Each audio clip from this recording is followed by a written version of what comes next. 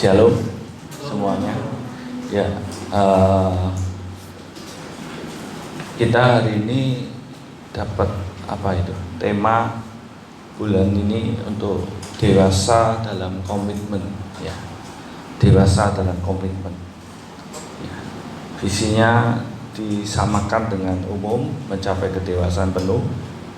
Ya. Sebelum kita bicara tentang dewasa dalam komitmen, kita mau lihat dulu apa itu komitmen. Komitmen itu adalah pengabdian diri seseorang pada suatu hal dalam jangka waktu yang lama. Nah, di sini ini namanya komitmen ya. Jadi bicara tentang pengabdian diri seseorang pada suatu hal dalam jangka waktu yang lama, yang pertama. Yang kedua, komitmen itu adalah perjanjian atau keterikatan untuk melakukan sesuatu. Nah, saya kasih gambar di sini, gambar orang yang berjabatan tangan tapi diikat tangannya. Ya,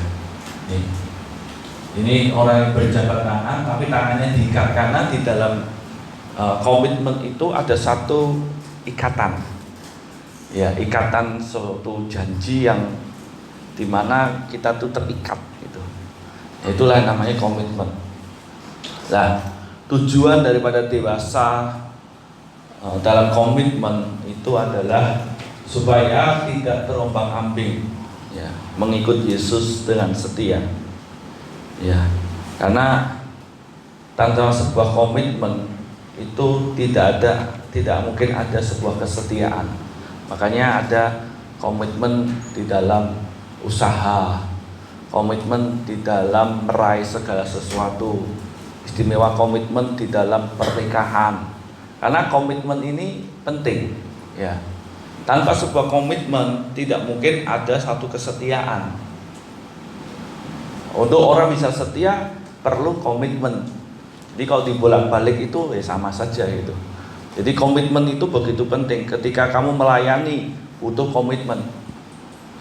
Ya, karena ketika tanpa komitmen kamu nggak akan setia dalam melayani. Ya, setiamu dalam melayani itu ya dibuktikan melalui komitmenmu. Nah, jadi kalau dibolak-balik sama ya.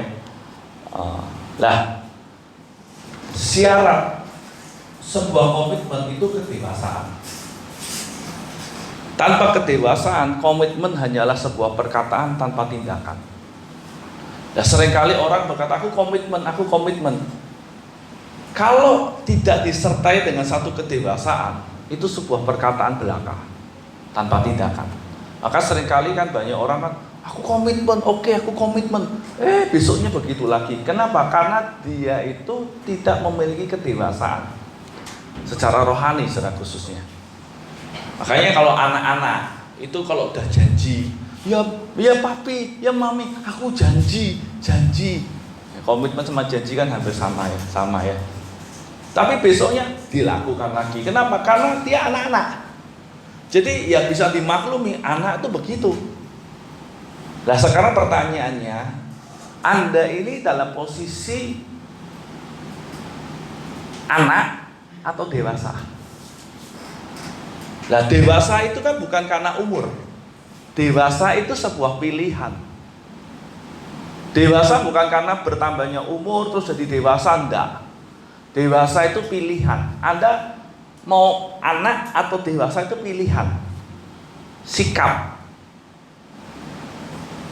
Nah, seringkali banyak anak Tuhan itu tidak memiliki kedewasaan. Sehingga komitmen-komitmen yang dilakukan semuanya cuma hanya perkataan belaka tanpa tindakan. Ya. Oke, saya komitmen untuk bertobat. Ya tetap dosa lagi karena tidak memiliki kedewasaan. Makanya orang yang berkomitmen itu orang yang memiliki kedewasaan. Dia dewasa di dalam sikap, pemikiran, ucapan, tindakan, dewasa. Makanya ketika dia berkomitmen, dia akan mengerjakan komitmennya itu dengan sungguh-sungguh. Karena dia tahu bahwa apa yang aku ucapkan, janjikan, itu yang aku harus lakukan. Itu orang dewasa. Tapi kalau anak-anak itu nggak ambil pusing, mau nepati janji nggak nepati janji, aku nggak pusingin. EGP emang gua pikirin gitu. Nah, seringkali banyak anak Tuhan itu nggak dewasa.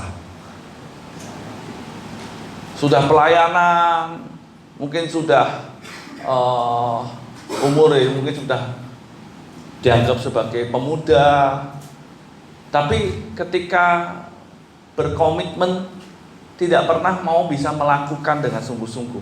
Kenapa? Karena dia tidak mau dewasa, dia anak-anak.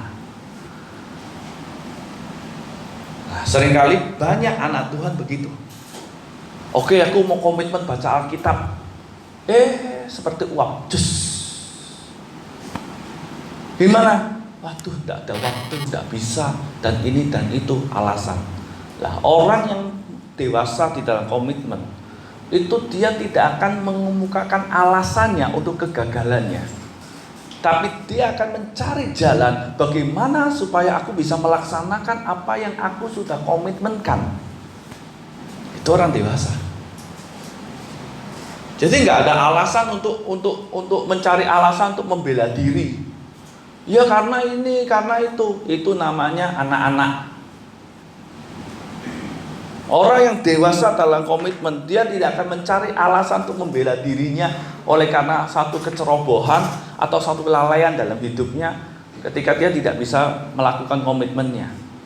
Tapi dia akan mencari jalan, dia akan mengakui kesalahannya, dia akan benar-benar mencari jalan bagaimana supaya apa yang aku sudah komitmenkan itu aku bisa lakukan. Itulah namanya orang dewasa dalam komitmen. Ya, sebelum kita masuk dalam inti dari khotbah ini, Anda masih satu konsep dulu sama saya. Bahwa dewasa dalam komitmen, ya komitmen itu diperlukan kedewasaan. Makanya kita temanya dewasa dalam komitmen. Halo, paham? Ya, Anda pahami dulu. Kalau Anda nggak pahami ini, kita masuk ke lanjutnya Anda nggak ngerti nanti. Ya, saya rindu di tahun 2021 ini komitmen-komitmen yang kamu mungkin tulis, mungkin kamu ikrarkan di hadapan Tuhan, itu menjadi komitmen yang bukan hanya perkataan belaka, tapi satu tindakan yang dimana Anda mau melakukan itu karena kedewasaan rohanimu. Ya, Anda mesti mau memilih untuk dewasa. Karena dewasa bukan ditentukan oleh umur. Dewasa itu adalah pilihan hidupmu. Ya. Lah, pertanyaannya, Anda dan saya itu kira-kira pernah nggak komitmen di hadapan Allah? Ya. Kapan kita menyampaikan komitmen di hadapan Allah? Ada yang tahu? Pertama kali Anda menyampaikan komitmen di hadapan Allah kapan? Ada tahu? Nah, ada yang tahu? Pertama kali kita menyampaikan komitmen di hadapan Allah pada saat kita menjadikan Yesus sebagai Tuhan dan Juru Selamat dalam hidup kita. Anda sadar? Waktu Anda diajak, yuk kita terima Yesus, Anda sedang mengucapkan satu komitmen di hadapan Allah bahwa saya menerima Yesus sebagai Tuhan dan Juru Selamat dalam hidup saya. Itu sebuah komitmen. Yang kedua, waktu Anda menjadikan Yesus sebagai Tuhan dan Juru Selamat, ada satu tindakan komitmen yang dimana itu bicara tentang konsistensi kita. Ya, konsistensi kita di hadapan Allah dengan komitmen kita apa? Anda melangkah di dalam satu baptisan. Itu konsistensi kita di dalam kita menjalankan komitmen kita. Bahwa ketika aku jadikan Yesus sebagai Tuhan dan Juru Selamat dalam hidupku, oke, sebagai bukti konsistensi saya untuk menjalankan komitmen saya mau dibaptis. Jadi tanpa sadar Anda dan saya itu masuk di dalam komitmen di hadapan Allah. Nah, seringkali orang menganggap pernyataan ini sebuah pernyataan belaka, sehingga di dalam kehidupannya itu gak real, karena itu cuma pernyataan belaka, gak nyata. Itu cuma sesuatu yang hanya diucapkan, tapi tidak menjadi satu kenyataan dalam hidup. Adalah ketika Tuhan katakan, kamu mengaku dengan mulutmu kamu diselamatkan, kamu percaya di dalam hatimu kamu dibenarkan. Sebenarnya Tuhan itu konsisten dengan perkataannya.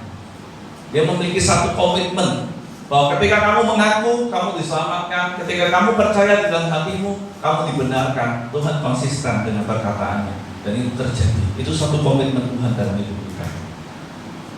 Nah, pertanyaannya, bagaimana dengan Anda dan saya? Apakah Anda konsisten dengan perkataanmu? Bahkan di dalam tindakan-tindakan selanjutnya mungkin ada yang berkata, oke Tuhan, aku mau Tuhan bertobat, aku mau sungguh-sungguh. Pertanyaannya, apakah Anda konsisten dengan komitmen Anda? Nah, pertanyaannya begini, ketika Anda sudah berkomitmen, apa yang harus dilakukan? Ya, apa yang harus dilakukan? Coba kita baca ayat ini 2-3. Maka katanya kepada orang-orang Yahudi yang percaya kepadanya, jikalau kamu tetap dalam firman-Ku, kamu benar-benar adalah murid-Ku, dan kamu akan mengetahui kebenaran, dan kebenaran itu akan memerdekakan kamu. Kalau Anda perhatikan, saya garis bawah ini, jikalau kamu tetap dalam firman-Ku. Jadi apa yang Tuhan kehendaki dari komitmenmu? Satu, tetap dalam firman-Ku. Artinya yang Tuhan kehendaki, kalau saya bisa simpulkan, itu persekutuanmu dengan Tuhan. Itu yang Tuhan inginkan. Ya, supaya kamu mengetahui kebenaran, dan kebenaran itu akan memerdekakan kamu. Artinya ada satu pertumbuhan di dalam pengenalan. Makanya kamu tetap dalam firman-Ku supaya kamu mengetahui, mengenal kebenaran, mengenal Kristus sebagai satu pribadi kebenaran. Dan nanti itu yang akan memerdekakan kamu. Mengenal akan firman-Nya, mengenal akan perintah-perintahnya, yang nanti itu akan memerdekakan kamu. Nah, ini yang Kristus mau supaya setiap kita itu bisa melakukannya. Dan ini dibutuhkan apa? Ketaatan mutlak terhadap firman-Nya. Ya. Jadi dibutuhkan ketaatan mutlak terhadap firman-Nya. Nah, di sini saya kasih gambar kunci. Ini kuncinya di sini, ketaatan. Tetap dalam firman itu bicara ketaatan, dan itu dimulai dari apa? Kerinduan dalam mengenal Yesus Kristus. Tidak mungkin ada satu ketaatan tanpa pengenalan. Anda dan saya mesti mengenal, dan untuk bisa mengenal butuh kerinduan. Kalau Anda nggak rindu, Anda tidak memiliki kerinduan yang dalam untuk mengenal, nggak mungkin mau kenal. Kenapa orang punya kerinduan? Karena jatuh cinta. Ya, seringkali kan banyak anak Tuhan tuh jatuh cinta sama Tuhan tuh sejenak, sebentar. Tapi setelah itu nggak jatuh cinta lagi. Nggak mau dilanjutkan dengan untuk mengenal lebih dalam. Saya gambarkan seperti orang yang lagi jatuh cinta. Misalnya nih, ya, Steve nih jatuh cinta sama siapa? Oh, sama Agnes Jara. Ketika dia itu jatuh cinta sama Agnes, apa yang dilakukan oleh seorang Steve? Maka dia ada satu tindakan selanjutnya. Dia akan rindu untuk mengenal Agnes dengan lebih dalam lagi. Orang yang jatuh cinta itu tidak mungkin hanya tahap jatuh cinta. Itu namanya cuma suka. Kalau dia nggak mau melangkah lebih dalam, itu cuma suka, bukan jatuh cinta. Orang yang benar-benar yang namanya wah cinta pada pandangan pertama, mengalami wah aku cinta sama dia, akan melakukan step selanjutnya yang namanya PDKT, pengenalan yang lebih dalam. Siapa toh Agnes? Dia orangnya seperti apa toh? Kok bisa buat aku jatuh cinta? Dan itu akan dilakukan dengan konsisten. Kenapa? Karena ada satu gairah tersendiri di dalamnya. Nah, kita dengan Tuhan juga sama. Ketika kamu mengalami kasih Tuhan, kamu jatuh cinta pada pandangan pertama sama Yesus melalui kasihnya dalam hidupmu. Nah, pertanyaannya, apakah kamu itu melanjutkan kasihmu dengan mengenal lebih dalam, atau hanya sampai pada step, oh waduh enak ya Tuhan tuh mengasihi aku, puji Tuhan, haleluya, tapi kamu tidak lanjutkan apa-apa. Seringkali banyak anak Tuhan, kenapa dia tidak bisa taat? Karena dia tidak punya kerinduan mengenal. Nah, kita ini perlu punya satu kerinduan untuk mengenal Kristus Yesus. Kamu bisa dewasa dalam komitmenmu kalau kamu kenali dengan siapa kamu berkomitmen. Seperti Om nih, kalau saya komitmen sama wanita yang saya nggak kenal, ya ngapain? Bodoh-bodoh amat. Dia siapa? Kenapa harus komitmen? Tapi ketika Om menikah dengan seorang wanita namanya Naomi, saya menyatakan komitmen saya. Kenapa? Karena saya kenal dia. Dan saya nyatakan komitmen dalam pernikahan. Nah, sekarang orang bisa, bagaimana dia bisa dewasa dalam komitmen di hadapan Tuhan kalau dia nggak pernah kenal Tuhannya. Orang Jakarta bilang bullshit, omong kosong. Bagaimana kamu bisa konsisten di dalam komitmenmu kalau kamu nggak kenal dia? Nggak mungkin. Kamu ngomong aku mau konsisten, nggak mungkin. Kamu nggak kenal, kamu nggak sayang. Gimana kamu bisa komitmen? Ya seperti contoh yang lain. Oke, Om jangan kasih masalah pernikahan, saya nggak paham, Om belum menikah. Oke. Dalam hal kamu misalnya mau belajar main musik, apa yang kamu sukai? Kalau kamu nggak sukai musik, kamu nggak akan komitmen untuk bermain musik. Latihan pun, nyentuh pun males. Kamu nggak suka. Kamu akan mengenali lebih dalam kalau kamu menyukai, misalnya keyboard atau drum. Kamu akan belajar untuk mengenali ini mainnya gimana sih?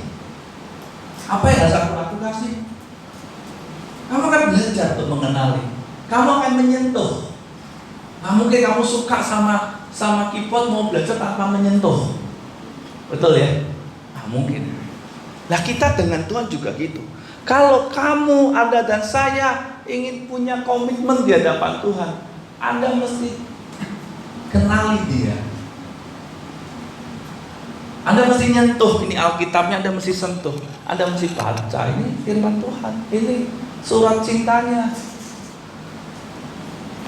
Anda mesti mau yang namanya memiliki hubungan yang lebih dalam, keintiman dalam hubungan. Anda mesti bisa dalam doamu, dalam penyembahanmu. Anda mesti mau belajar melalui ibadah yang seperti ini untuk Anda bisa mengenal lebih dalam, sehingga kamu punya namanya komitmen yang konsisten. Ya, banyak anak Tuhan itu nggak bisa komitmen konsisten, nggak bisa setia. Kenapa? Karena pengenalannya cuma dangkal, nggak dalam. Kalau kita lihat dalam pernikahan, kenapa orang banyak cerai? Oh nggak konsisten dalam komitmennya? Karena dia nggak kenal. Dia nggak mau belajar mengenali lebih dalam tuh siapa pasanganku tuh. Sehingga kita bisa, oh aku terima dia apa adanya. Kenapa banyak anak Tuhan nggak konsisten di dalam perkataannya? Oke, lagi menggebu-gebu emosi. Oke, aku mau baca firman, aku mau cinta Tuhan.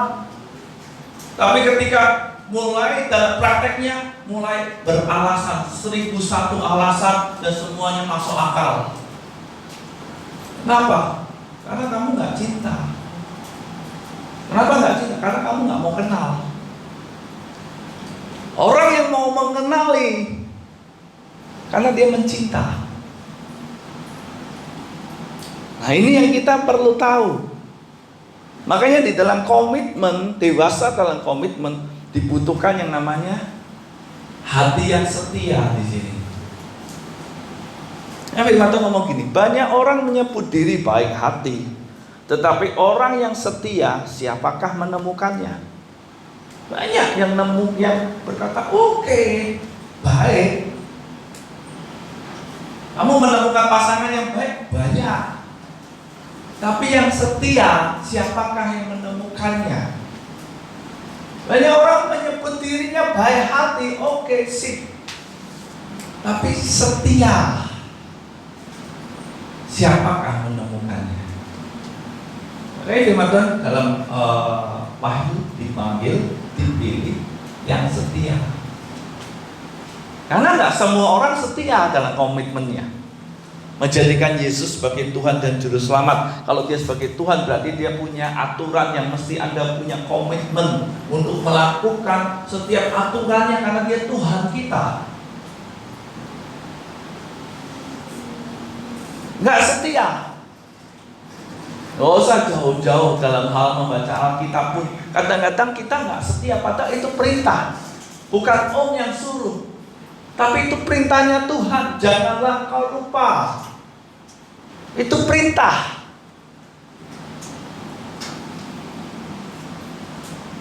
Tapi orang nggak mau melakukan. Kenapa? Karena dia nggak kenal. Nggak kenali perintahnya, aturannya, pribadinya. Kenapa dia nggak mau kenal? Karena dia nggak mencintai. Makanya di sebelum ini kan ada apa dengan cinta kepada Yesus? Kamu tuh mencintai enggak? Itu pertanyaan yang Anda secara pribadi harus jawab. Secara pribadi. Mungkin di rumah nanti direnungkan. Aku tuh mencintai Tuhan enggak? Jangan-jangan kamu cuma emosi doang. Ini pertanyaan yang Anda mesti tanyakan pada dirimu. Aku tuh mencintai Tuhan atau tidak? Kenapa? Karena orang yang mencintai Tuhan, dia harus mau mengenal. Itu tandanya Anda mencintai, supaya bisa taat, setia di dalam melakukan setiap apa yang Tuhan kehendaki. Jadi komitmen kita itu dinyatakan dengan kesetiaan kita dalam mentaati firman-Nya. Itu komitmen yang kita nyatakan. Dan komitmen tadi kita kalau lihat pengabdian diri jangka waktu yang panjang. Jadi komitmen itu ya, komitmen dengan Tuhan itu ya sampai mati. Bukan 1 tahun, 2 tahun. Bukan hanya sekedar ketika hidupmu diberkati selesai. Bukan ketika nanti kamu sudah mulai mendapatkan permintaan doamu selesai. Bukan ketika kamu sudah menikah selesai. Tidak. Komitmenmu di hadapan Tuhan itu seumur hidup. Sampai nanti Anda dan saya dipanggil Tuhan. Itu komitmen kita. Nah, di dalam menjalankan komitmen, Anda perlu menyatakannya dengan kesetiaanmu. Makanya kalau ditanya baca firman sampai kapan? Oh, ya sampai nanti kamu dipanggil Tuhan. Berdoa sampai kapan? Oh, ya nanti sampai kamu dipanggil Tuhan. Bilang dari Tuhan itu apa tuh? Mati dulu. Jadi Anda nggak bisa ngomong begini, oh aku sudah mencapai apa yang aku inginkan, Tuhan sudah jawab, oh berarti selesai. No. Anda komitmenmu itu sampai nanti akhir hidupmu. Ya, jadi setia. Hidup benarnya sampai kapan Om? Ya sampai mati hidup benermu. Jadi kita mesti tahu bahwa orang yang dewasa dalam komitmen itu dinyatakan dengan kesetiaan. Ya, saya gambarkan paling bagus itu suami dan istri.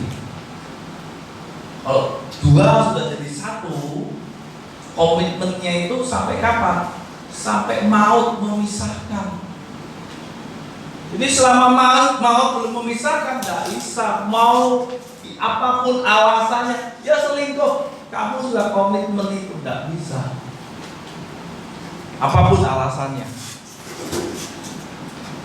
Makanya ini kita mesti tahu, komitmen kita, dewasa dan komitmen itu dinyatakan dengan kesetiaan kita dalam mentaati firman-Nya. Yang kedua, komitmen itu berbicara pengabdian diri. Ini kasih gambar Allah atau Mammon. Jadi awal sudah kasih arti komitmen, pengabdian diri. Ya, firman Tuhan ngomong gini, tak seorang pun dapat mengabdi kepada dua Tuhan, karena jika demikian ia akan membenci yang seorang dan mengasihi yang lain, atau ia akan setia kepada yang seorang dan tidak mengindahkan yang lain. Kamu tidak dapat mengabdi kepada Allah dan kepada Mammon. Jadi Anda nggak bisa mengabdi dengan dua Tuhan. Anda nggak bisa komitmen dengan dua hal. Anda harus memilih salah satu. Karena komitmen bicara tentang pengabdian diri. Orang yang dewasa dalam komitmen, dia bukan hanya bicara tentang setia, tapi dia bicara tentang pengabdian diri. Kenapa? Karena tanpa pengabdian diri, komitmen itu nggak ada artinya. Jadi bukan hanya setia, tapi mesti mengabdi, setia mengabdi. Nah, Anda dengan Tuhan itu mesti setia mengabdi. Kalau bicara pengabdian diri berarti bicara penyerahan hidup. Makanya ketika Anda komitmen di hadapan Tuhan itu bicara tentang penyerahan hidup. Bukan hanya bicara sekedar diselamatkan. Ya. Kenapa? Karena Anda diambil jadi milik oleh Yesus, diambil dari dunia untuk jadi miliknya Yesus, dibeli, dibayar, ditebus. Maka ini bicara tentang pengabdian diri. Lah, bicara tentang pengabdian diri berarti menjadikan Yesus sebagai pusat kehidupan. Jadi menjadikan Yesus sebagai pusat kehidupan kita. Yang artinya hidup kita untuk menyenangkan hatinya Yesus. Jadi tidak ada yang lain yang boleh Anda senangkan selain Yesus. Kalau kamu bisa menyenangkan Yesus, kamu pasti bisa menyenangkan orang tuamu. Kalau kamu bisa menyenangkan Yesus, kamu akan bisa menyenangkan orang-orang di sekitarmu. Tapi kalau kamu mendukakan Yesus, maka yang terjadi, kamu gagal mengabdi. Artinya, apapun yang dilakukan hanyalah untuk kepentingannya saja. Termasuk nanti ketika kamu mencari kekasih. Kamu mencari istri, bukan untuk kesenanganmu. Aku lakukan untuk kesenangannya Tuhan. Kalau kamu lakukan untuk kesenangannya Tuhan, kamu nggak akan melakukan hal-hal yang senonoh dengan pasanganmu, karena kamu tahu hidup untuk menyenangkan hatinya Yesus. Halo? Ketika kamu mau melakukan segala sesuatu yang kamu pikirkan adalah kepentingannya, apakah hatinya, apakah perasaan Yesus itu aku dukakan atau tidak? Sehingga ketika kamu melakukan segala sesuatu, kamu berhati-hati karena ini berhubungan dengan hatinya Yesus, bukan hatimu, bukan menurutmu yang senang, bukan menurut orang lain yang senang, tapi menurut Yesus. Itu bicara pengabdian diri. Hidupmu bukan lagi untuk kepentinganmu. Loh, berarti hidup saya terikat. Iya. Dalam hidup ini ada dua. Kamu terikat dengan Yesus atau kamu terikat dengan dunia. Kalau kamu terikat dengan dunia, kamu lepas dari Yesus. Kalau kamu terikat dengan Yesus, kamu lepas dari dunia. Yang artinya begini, kalau kamu terikat dengan dunia, yang kamu lakukan apa yang dunia senangi, termasuk apa kata orang dunia. Oh, begini boleh ya kamu lakukan. Termasuk dosa pun kamu akan lakukan dengan senang hati, karena kamu terikat dengan dunia. Tapi kalau kamu terikat dengan Yesus, kamu akan melakukan apa yang Yesus sukai. Ketika orang dunia bilang ABCD, ketika Yesus bilang no, kamu berkata enggak mau. Seperti contoh, ya, kalau di zaman Anda, ya, medsos. Kalau kamu tahu di dalam medsos itu ada sesuatu yang mendukakan hati Tuhan, misalnya ada ya perkataan-perkataan yang kotor, buruan-buruan yang kotor, kamu akan berkata tidak, aku nggak mau, aku stop. Kamu akan tanggapi, karena kamu tahu yang kamu sukai, yang ingin kamu senangkan itu Yesus. Ketika ada gambar-gambar pornografi, video-video pornografi, kamu akan berkata no, aku mau hapus, nggak mau. Karena aku tahu, aku menyenangkan hati Yesus. Termasuk ketika kamu nanti misalnya punya pasangan hidup, pacar. Ketika pacarmu mungkin mengajak sesuatu yang mendukakan hati Tuhan, oh kamu berkata enggak, aku nggak mau, karena itu mendukakan hati Yesus. Bahkan kamu akan berkata, lebih baik aku putus sama dia daripada aku mendukakan hati Yesus. Itu yang benar. Karena pengabdian dirimu itu kepada Yesus, bukan dunia. Kalau dunia berkata, oh no problem, itu lazim, biasa. Karena terikat dengan dunia. Tapi ketika kamu terikat dengan Yesus, kamu akan berkata, oh, bagi dunia lazim, bagi aku enggak. Nah, itulah pengabdian. Hidupmu hanya untuk kepentingannya dia. Paham ya? Yang Om jelaskan. Jadi kamu jangan salah sangka, oh berarti ya hidupku harus seperti Om jadi pendeta. Enggak. Artinya segala sesuatu yang kamu lakukan semuanya pengabdian diri. Termasuk dalam pekerjaanmu. Ketika kamu tahu pekerjaanmu itu mendukakan hati Tuhan, aku berkata no, nggak boleh. Aku nggak mau lakukan.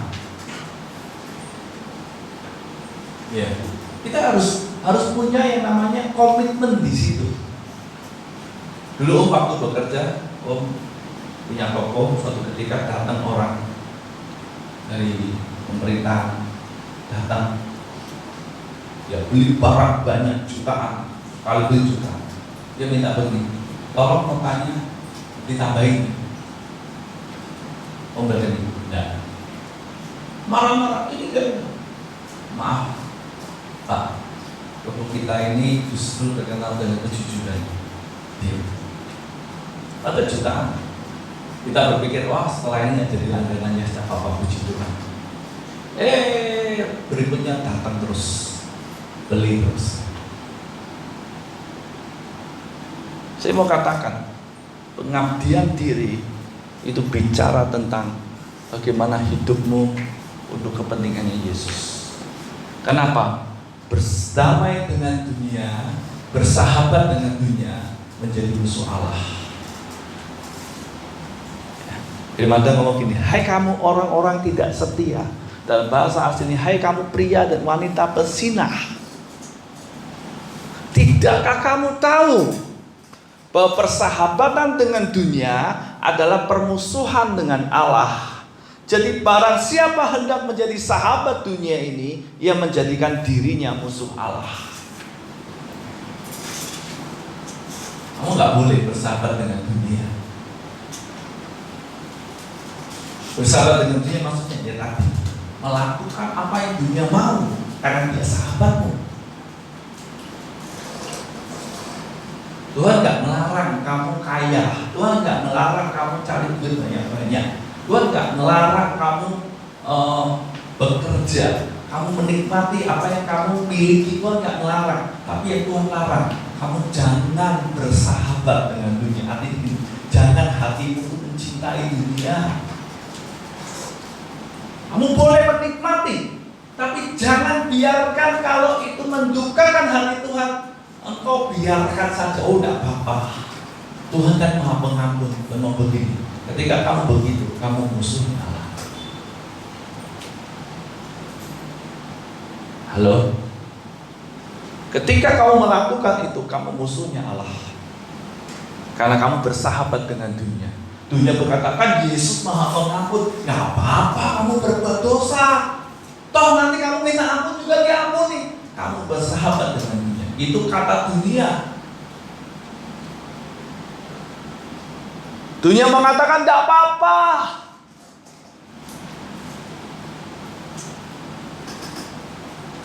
Dunia mengatakan kan kalau percaya Yesus pasti masuk surga, berbuat dosa gak apa-apa.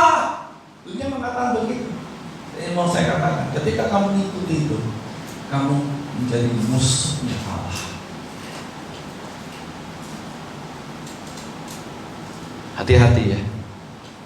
Jangan kita bermain-main dengan keselamatan. Jangan. Dewasa dalam komitmen. Ketika kau memutuskan untuk percaya Yesus, hiduplah dalam percaya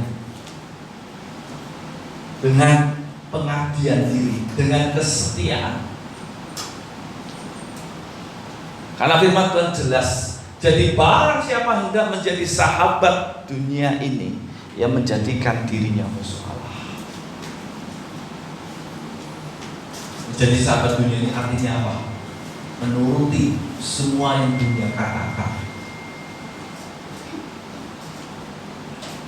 Ketika kamu tahu itu berdosa dan itu mendukakan hati Tuhan, kamu mesti berkata, no, aku gak mau. Aku harus sadar hidupku buat pengabdian diri. Yang aku senangkan bukan manusia, bukan dunia, tapi yang aku senangkan adalah Tuhan. Kalau aku bisa menyenangkan Tuhan, maka aku percaya aku pun juga bisa menjadi berkat bagi orang tuaku, bagi sekelilingku, bagi saudaraku, karena aku bisa menyenangkan hati Tuhan. Tuhan ngomong, hormatilah orang tuamu. Artinya ketika kamu menghormati orang tuamu, bukan untuk karena kamu mau menyenangkan Tuhan. Kamu akan bisa lakukan. Makanya ini awal lagi, kamu mencintainya. Untuk bisa menyenangkan Tuhan, kamu mesti mencintai Tuhan. Ada apa dengan cintamu kepada Yesus? Kalau kamu gak mencintai, kamu gak akan pernah bisa melakukan. Mau komitmen berapa kali pun gak ada gunanya. Omong kosong. Tapi kalau kamu katakan mencintai Tuhan, aku mau kenal dia lebih dalam, maka komitmen berguna.